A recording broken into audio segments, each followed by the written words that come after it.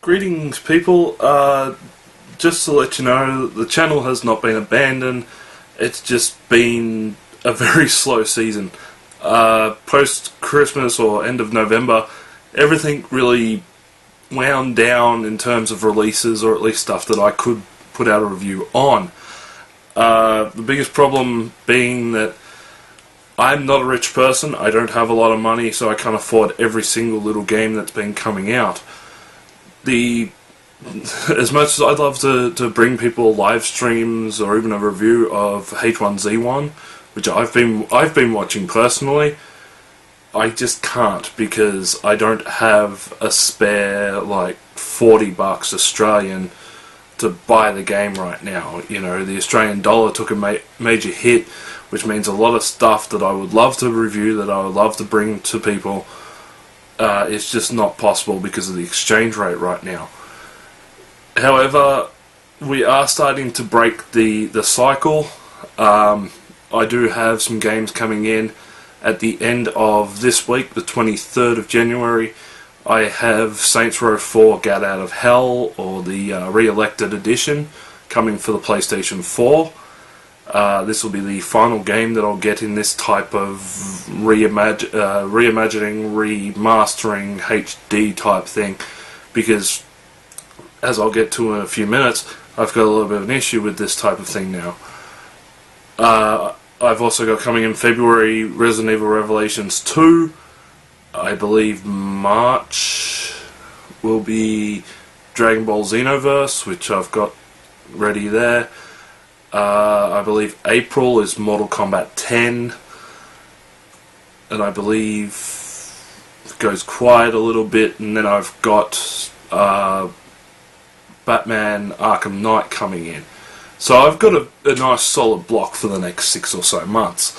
That's not including anything that might be sent to me by publishers. If anything does come up, especially on PlayStation 4 or PC, then yes, there will be reviews made of it.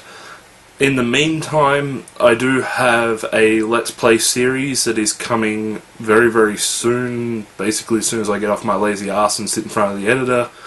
I did Borderlands the pre-sequel with a fellow YouTuber and a good friend of mine, TJ Omega, and basically we're just being idiots in the game, having a bit of fun, talking a bit of crap while we're playing. That I'm going to upload in 15-minute segments. It's going to be a long one, multi-parter. We do have some extremely weird moments, like TJ playing Claptrap, and he humps the grinder machine, which grinds 3 weapons into one, and out pops a legendary, just as I make a joke about doing that type of thing. The timing on that could not have been better, and no, we did not set that up. That bits are already on YouTube, so it gives you an idea of what's going to happen. The only problem I have with it personally is that TJ comes through with a lot of echo. This, as we have been able to determine, is due to my headset that I'm currently using, which is a little $20 Logitech standardized headset, is causing a lot of bleed. Basically what that means is the audio coming in is feeding back into the microphone itself, creating a reverberating echo effect. This is something I'm going to be changing, as I am currently trying to get a hold of a new microphone that is external to my headset, so I'll be starting to use that for Let's Plays and stuff like that. Otherwise, if you haven't really seen much here in terms of what I'm doing, and I do apologise for the wiping so much, as it is an extremely hot day here in Australia, you can always find me on wildtalkradio.com as a part of Wrestle Talk Radio, where I will talk professional wrestling with TJ Omega and also Tim Stein. Usually Sunday nights, 10 PM American Eastern Standard Time, otherwise known as 2 PM Australian Eastern Standard Time, or straight after any WWE pay-per-view. So if you're into professional wrestling, you can hear a lot of what I have to say about that over there. We do review Royal Rumble coming up this upcoming 25th of January for the US, 26th for the Australians, because you know that 16-hour difference. So that's basically all what I'm doing at the moment and what's coming. Now, this is where it gets a bit annoying. I've got a bit of an issue with a couple of developers. I'll tell you straight out, the two guys, and unfortunately I support them way more than I should. Gearbox Software and basically 2K in general. You may have heard the things coming out recently about Evolve's DLC practice, where you will pay for a season pass and you get about this much out of this much DLC. You know, so you're going to get, I think it's 4 hunters and a monster out of the season pass, but the thing is, there's still another monster, there's still more hunters, more skins, more this and that are going to be released separate from the season pass, or you have to pre-order through GameSpot or EB Games as it's otherwise known, or Amazon or something to get XYZ pack. I can't stand this practice anymore. I take issue with this so much that I have not I've actually cancelled my pre-order for Evolve.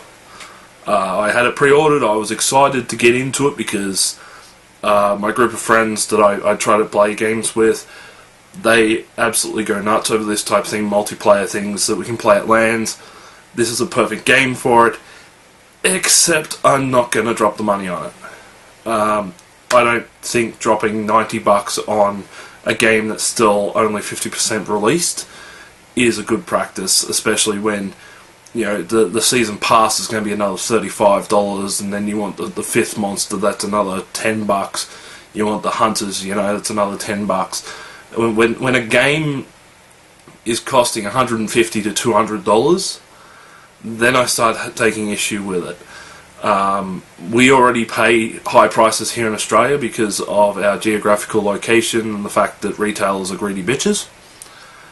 To then go and use the DLC model to squeeze even more money out of us has really pissed me off. This isn't the first time I've had issue with 2K doing this practice recently. For those of you who do know or haven't checked out my WWE 2K15 review, I enjoy the game a little bit. It's not as good as 2K14, but you know, it's a new company, first time being in control. I reckon they've got really good future potential in all of this. The issue I'm having right now is with the DLC. I was stupid enough, I went out and I paid $35 for the season pass, thinking, because I looked at the DLC list and I saw that the 3 separate scenarios for the showcase mode. I'm like, yeah, that's great. Oh, there's a WCW pack coming out, there's an NXT pack coming out, there's another Legends pack coming out, there's a Moves pack coming out. Oh mate, you know, $35 for all this, what a bargain. What a bargain. This is going above and beyond what THQ are doing. You know, 2K are going to look after the fans really well in this. Then comes the hit to the face. It turns out that the season pass I paid for is for the showcase mode DLCs only, which means yes, I do get a large chunk of content for that $35, except half of it's already in the game. That annoys me, and when I looked over the arenas and characters become unlocked, they double up quite a lot in this. It is not the bargain I originally thought it was. Then I find out you got to pay extra for the WCW character pack. You have to pay extra for the NXT character pack. You have to pay extra for the Moves pack. When I totaled that up, considering I went out and I bought the Hulk Hogan Special Edition at $150 for the base game, I'm now spending over $200 on all the DLC, including all the DLC. For someone who doesn't have a lot of money, like, finding $90 to buy a game at the moment is extremely hard for me. to drop that type of money on DLC is just asking too much. So, frankly, I've put a kibosh on buying any DLC anymore from any 2K game. At the moment, I'm barely playing 2K games with the exception of Borderlands. That's only because I found that on special for $30 before Christmas. And that was for the PC version. I thought that's a bargain. Even if I do go out and buy the Season Pass, which, let's be honest, I'm going to because it's Borderlands. At least with Borderlands, I know I'm getting the $30 or $35-$40 I'm going to be spending on the DLC pack because I bought it on PC is going to be worth that chunk. You know, you take a look at the Season Pass for Borderlands 2 contained 4 extremely well done DLC packages, plus 2 new characters, plus extra bonus weapons and all that type of stuff. Man, that was brilliant. Plus, while I'm still playing through the main game, I can always wait for a Steam sale to pop up and grab that Season Pass for maybe $20 if I'm lucky. So, you know, it's a good chance. Now, the reason why I have an issue with Gearbox is because what they've done recently, in the last 24 hours, they have released the Handsome Edition for Xbox One and PS4. Now, this is where I start getting annoyed, is when companies start double dipping. You know, they said that they had no plans to release on Xbox One or PS4. That's fine. 5 months later, they're wanting to put out a PS4 and Xbox One edition with, you know, it's big money. You know, it's Borderlands 2 plus all the DLC, plus the pre-sequel, plus all the DLC for the pre-sequel. Cool. Okay. That's fine. Except I've already just bought it all on PC. Now, this is where it starts dawning on me how stupid I have been as a consumer.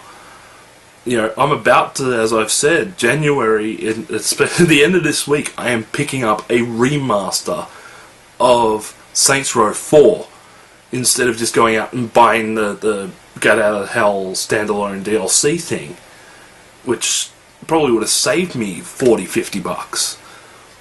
But I bought it again on PS4. Okay, that's stupid of me. But the way I justify this particular purchase is due to the fact that, one, I was going to get Out of Hell on PS4 anyway. 2, it comes with all the DLC. I haven't been able to buy any of the DLC because I had to buy the American edition of Saints Row 4 on PS3 due to the censorship bullcrap that went on here in Australia. And after seeing that one mission, I can buy the Australian edition this time round and not really care. You know, that's where I see my worth. I see my worth in the Get Out of Hell plus all the DLC that I've missed, which, when I take a look at it, you know, Get Out of Hell is going to run me $40-$50 standalone. The DLC is going to run me another $30, even more,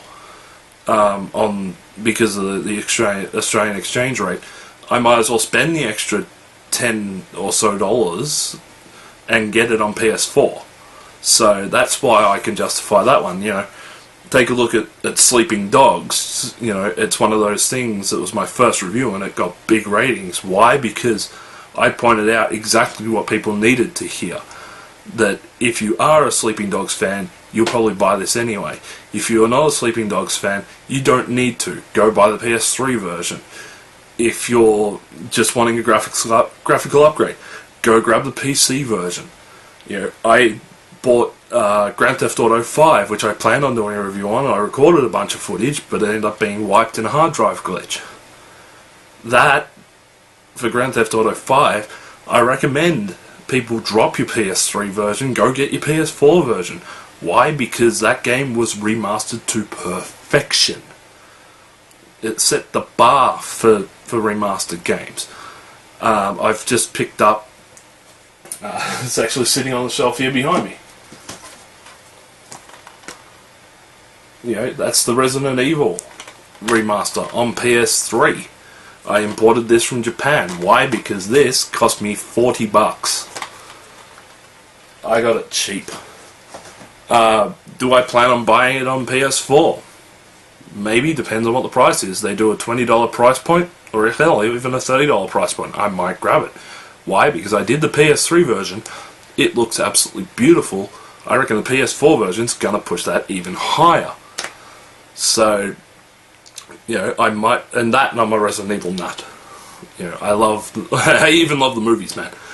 But yeah, when it comes to a lot of this stuff, I'm now starting to realise how ripped off I have been personally by these type of practices. Double dipping, extreme DLC crapping.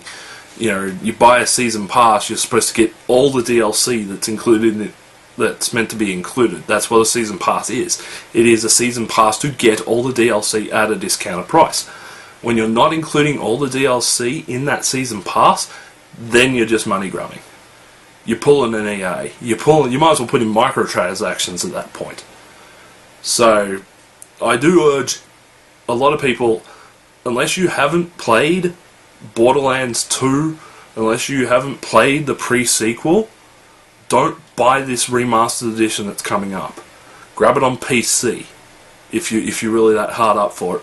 Or if you've got a lot of money to drop, like I'm talking $400, go out and get that Claptrap remote thing, because that is amazing.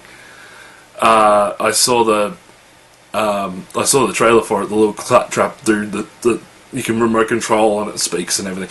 That stuff. Okay, $400. It's a bit high, but when you realise you're getting an actual remote control drone Claptrap, yeah, if I had a spare $400, boom, it'd be on that. Just for the Claptrap alone. You know, screw the game. But yeah, if you want Borderlands, get on PC. It is a superior experience on the PS3, and if you're not getting it that way, then what the hell are you doing? So yeah, that's my little update of what's going on. That's my update of what I am planning on doing in these next few months, and just to let you get a bit of an update, plus a bit of a rant on current practices, because let's be honest, if people aren't getting out there and calling this bullshit what it is, and it's bullshit, the gaming companies aren't going to change. They're going to realise that if we keep nickel and diming, like if we're willing to hand over the money, oh, you know, I'll buy a DLC pass, then I'll buy the excess DLC, or I'll buy the, you know, another remaster, I'll buy this for the game for the 5th and 6th and 7th time. Why? Because you've added a new, you know, she's, you know, Simpsons, she's got a new hat. You know, that's what this is. If we let the companies get away with this type of shit, they're going to keep pushing this on us. So it's about time that we as gamers, as consumers, wake up and realise we're getting nickel and dimed, and let's put an end to these practices by voting with the only thing that these companies understand. Vote with your wallet. I cancelled Evolve because I don't agree with the practices. Sure, I know 2K, if they send me a review copy, I'm not going to turn it down, but don't expect me to buy all the DLC for it. And don't expect a favourable review, because I will mention the DLC practices once again. You know, these type of things, they need to be stamped out. We, as consumers, need to realise gaming companies have found models to try and get so much excess cash out of our pockets that they are now abusing the customer because we have become that stupid. So wake up, vote with your wallets, cancel pre-orders for one thing, unless it's something you really know you must have, and do not buy a season pass, do not buy the excess DLC. Just vote with your wallet and say no. What? So you're going to miss out on a tiny bit of skin or an extra character or something. You know what? I'd rather have more money in my wallet than an extra character on my screen for a game that I'm going to stop playing within 3 to 6 months anyway. Till then, have fun, enjoy your games, and just remember to be smart.